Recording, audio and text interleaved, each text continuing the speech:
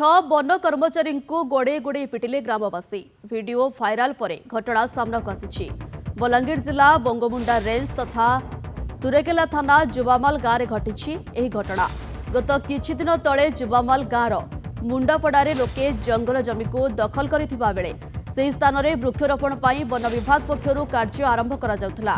कार्य को देखिबा पई वन कर्मचारी सेठाको जाइथिले।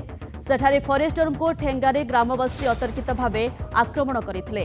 परे फरेस्टर अन्य साथी गार्ड माननकु डकाइथिले। साथी गार्ड माने सेठारे पहुंचिबा परे सेमानंकु गोड़े गोड़े पिटिथिले, जार वीडियो भाइराल होईछि।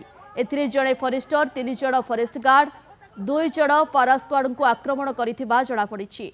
वृक्षरोपण पर प्रयास बेले वन कर्मचारी को माड़ मारिबा घटना वर्तमान जिले में चर्चार विषय पलटिछि। एने तुरेकेला पुलिस तदंत आरंभ करथिबा बेले अभियुक्त माने फेरार थिबा नै सूचना मिलिछि। सेपटे पुलिस रो प्रतिक्रिया मिली पारि नाही।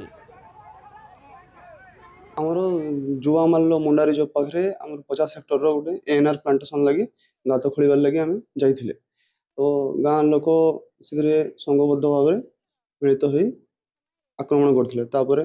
मोर सीनियर स्टाफ मान फरेस्ट मान लोक पठेली आम बुझाबुझी करवा स्टार्ट कले से मो सह आम जो स्टाफ थे सीनियर मैंने भी से पिटापिटी कर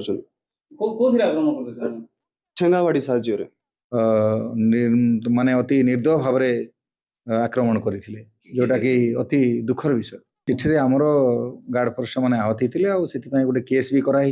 आज 5 जन गिरफ होती नहीं से तो आम जो लोक मान ना लिखी से पुलिस इनक्वारी कर पुलिस जहाँ कहे।